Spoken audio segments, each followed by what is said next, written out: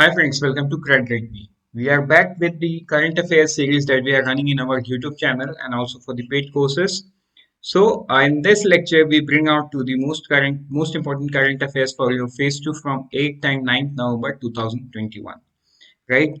So this is very important for your, upcoming examination like NABARD, and this is also important for the RBI and SEBI. Right? So let's begin. As you all know that the current affair material that we bring out here, okay, it's not only for the objective but also for your descriptive paper, right?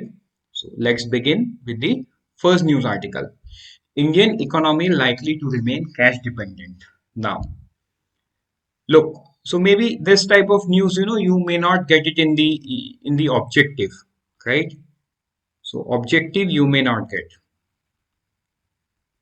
but this type of assessment you should know, okay, for your descriptive. Indian economy will likely to remain cash dependent for many years to come. At least that's what the automated teller machine makers, means the ATM machines makers, or the companies those are managing the ATMs, they are betting on, right? So if they are betting on, means there is some data behind it. So after growing at over 20% for most of 2020, currency in circulation growth fell to 8.5% as of October 29. Okay, so currency in circulation came down this year, shows the RBI data. The reason for this steep rise in currency last year was the uncertainties related to COVID. Now, see, at the one hand, it says that Indian economy likely to remain cash dependent. On the other side, you see, as per the RBI data, the currency in circulation, it fell to 8.5% as of October 29, right?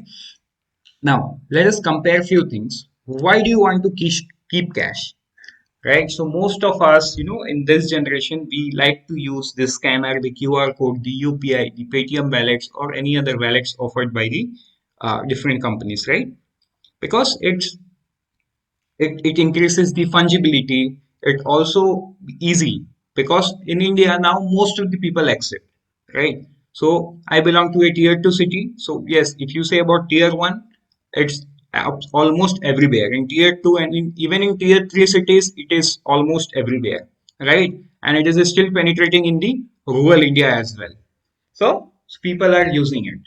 Okay. So again, on the other hand, so you have seen that UPI transaction, it has rose to 74%. You have seen that news in the month of August, right? So again, see this news complement this thing that the currency in circulation fell down. Obviously, if people are using UPI, people are using digital mode of transaction, then currency in circulation has to fall. But this news says that Indian economy likely to remain cash dependent.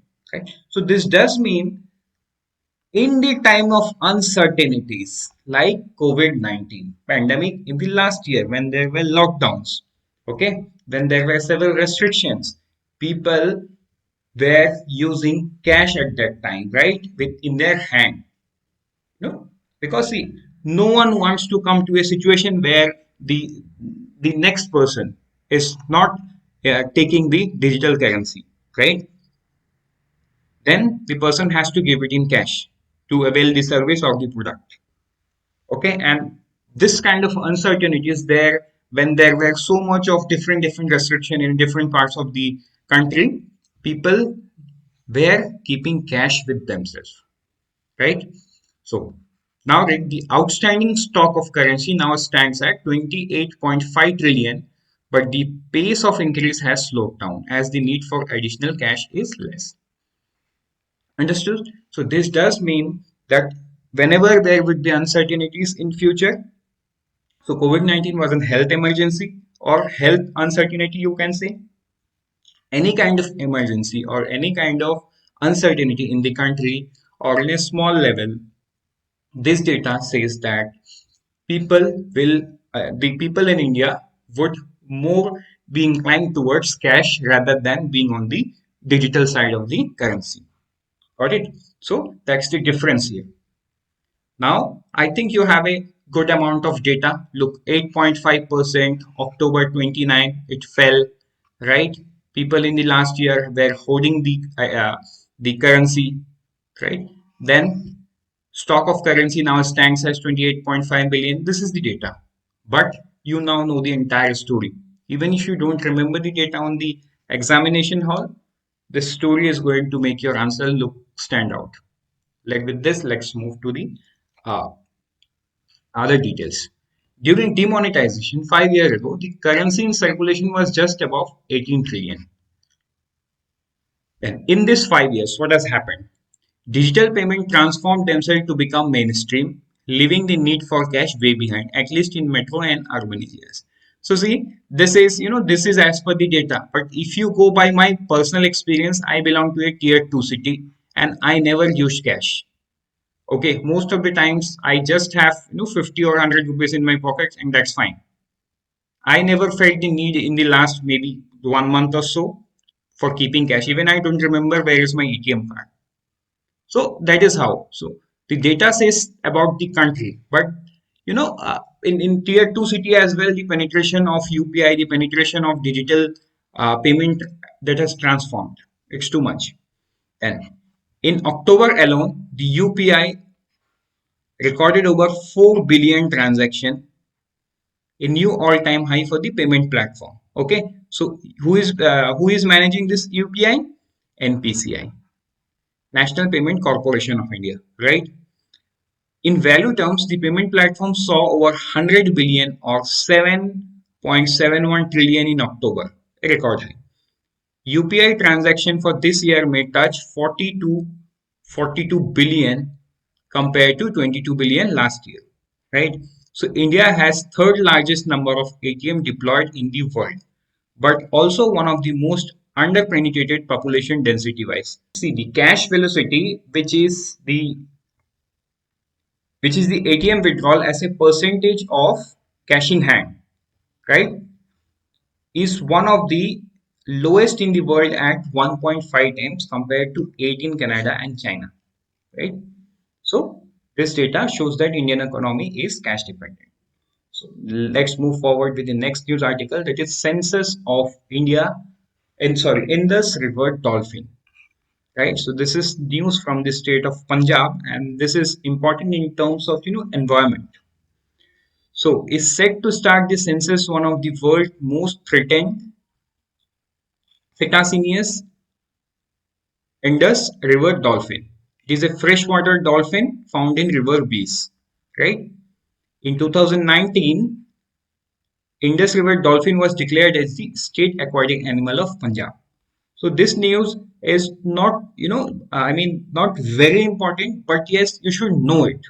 There should not be, if there is a objective based question or something in a descriptive related to environment or something related to the endangered species. So you can mention it.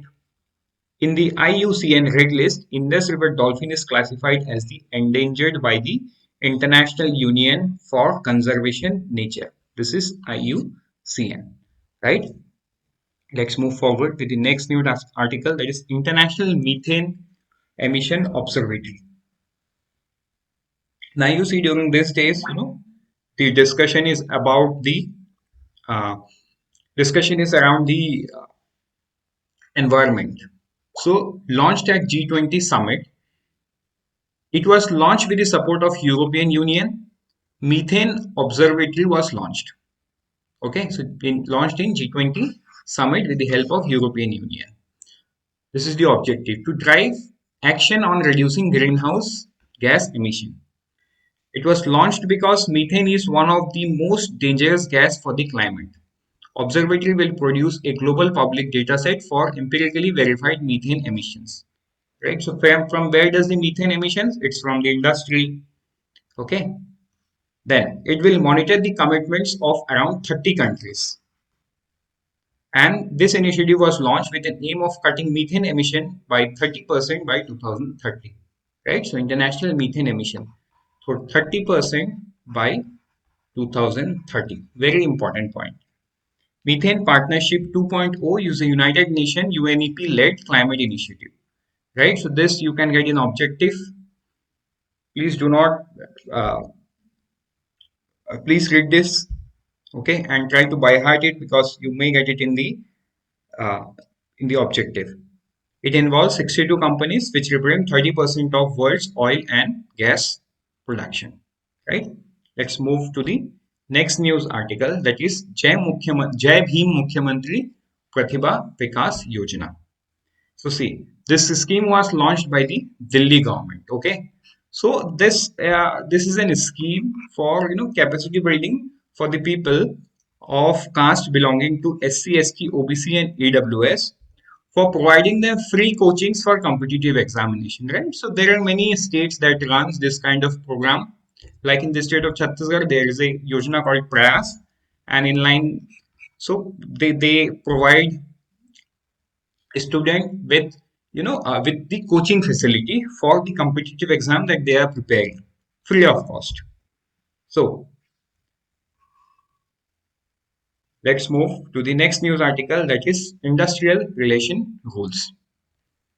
This was approved by the cabinet of Assam government.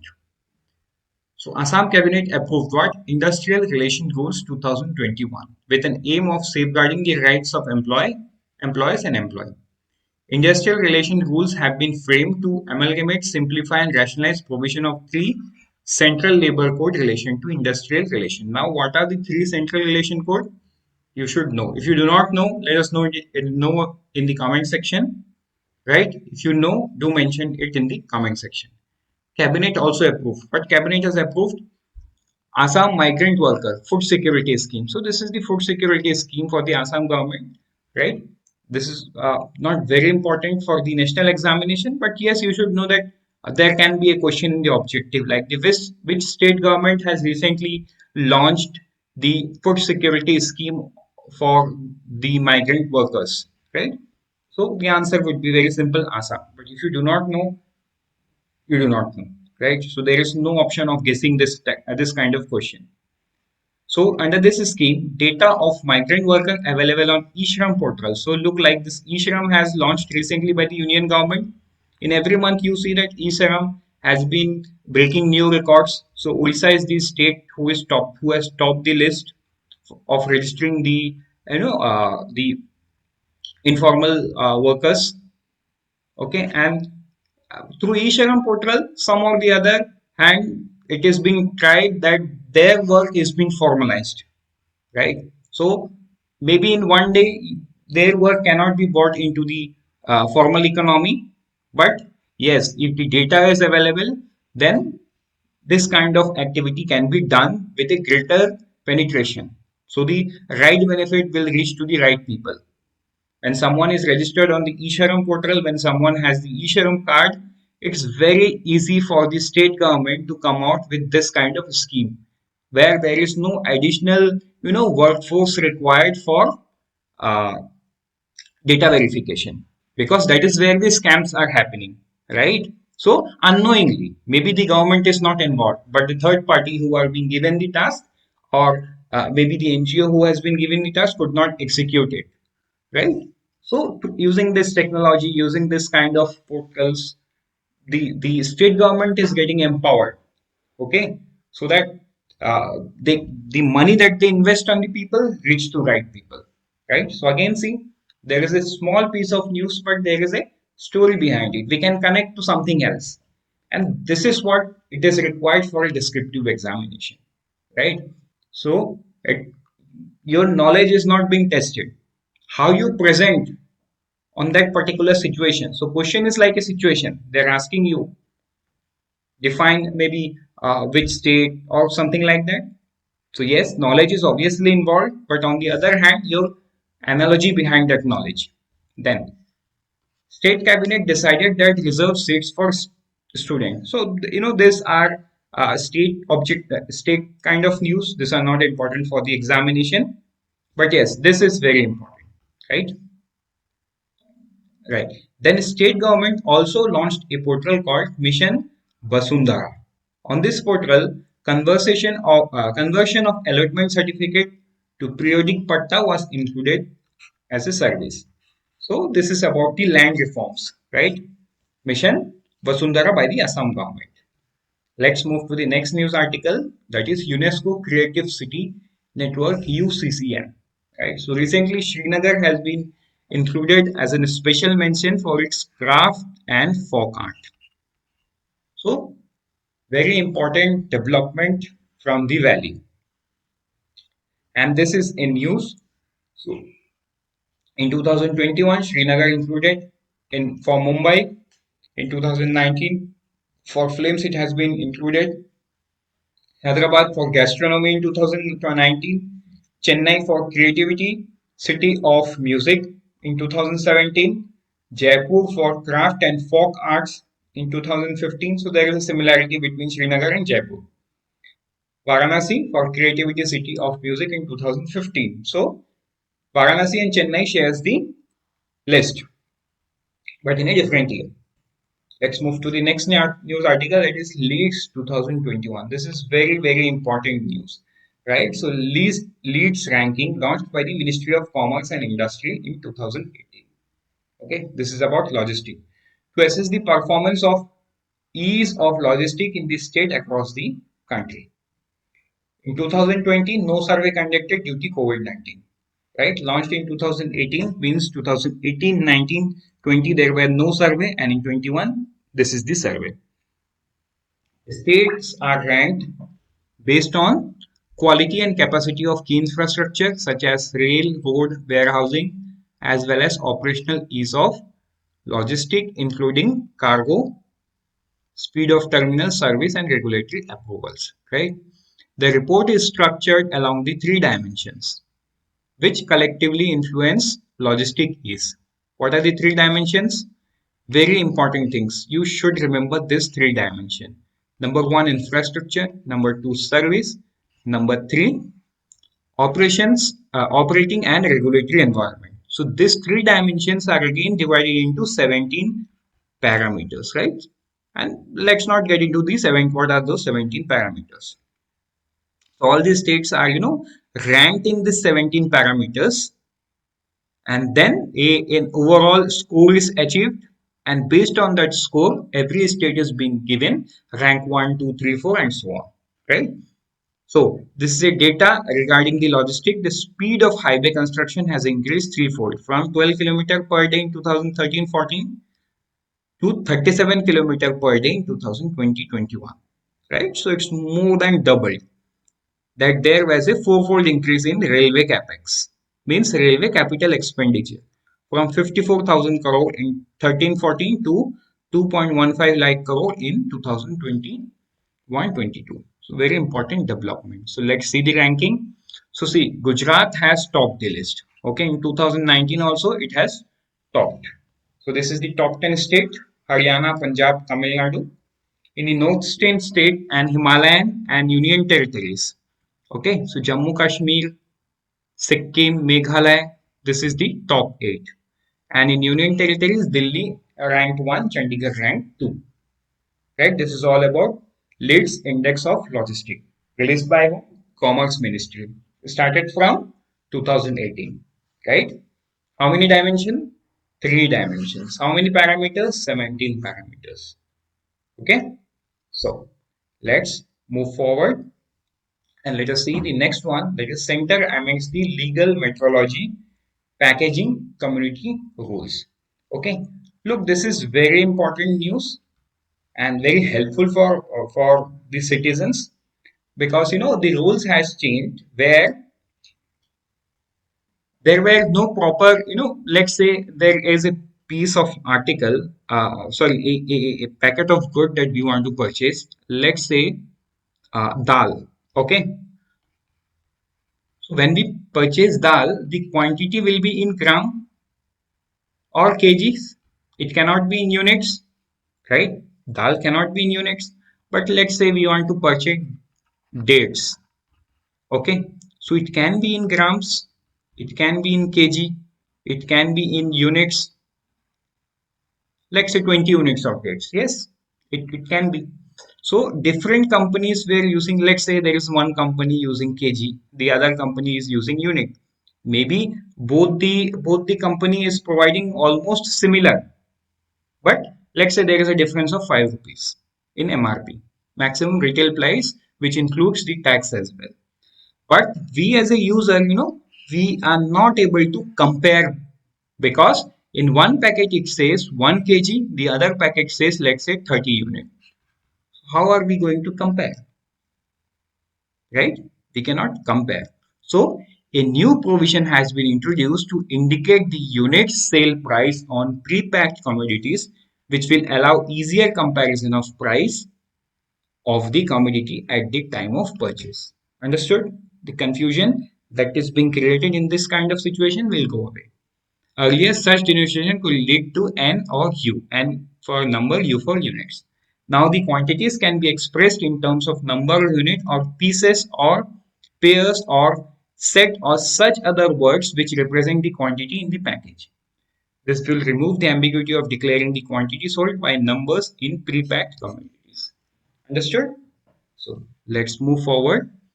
The next one, Climate Action Award. Right? This is very important news. Okay. In the sidelines of COP26. So this was held in the Scotland. I mean, COP26 is going in the Scotland. So the Indian state of Maharashtra has backed the Inspiring Regional Leadership Award. Okay, Inspiring Regional Leadership Award. So the State Environment Minister, Mr. Aditya Thackeray, had received this award on behalf of the government of Maharashtra. The Under 2 Coalition, okay, is among the largest global network of state and region committed to climate actions. When the inaugural award held to coincide with the COP26 climate summit in Glasgow. Okay, so you can read this. The only important thing here is the Maharashtra has backed this award. So let's move to the next news article, that is Global Drug Policy Index. So what is the rank of India? The rank of India is 18 out of 30 countries. So only 30 countries has been ranked, not all the countries. So India has an overall rank of 46 out of 100. Right? 46 out of 100. This is the most important thing. So the index ranked Norway, New Zealand, Portugal, United Kingdom, and Australia as the top 5 countries on human and health driven drug policies. Released by whom? Released by Harm Reduction Consortium. Okay, so only this points are important in terms of India. So you can see these are the I mean sub parameters ranking, but all these minute details are not so important. So with this, we will see the top 5 countries are Norway, New Zealand, Portugal, UK, and Australia. Rank of India is 18. 46, okay, it's already written 46 out of 100. Okay, and the bottom 5 is Mexico, Kenya, Indonesia, Uganda, and Brazil. So with this, we have come to the end of this lecture. Let's meet in the other lecture. Till then, goodbye. We wish you very good luck from Team Crack Grade B. Thank you and happy learning.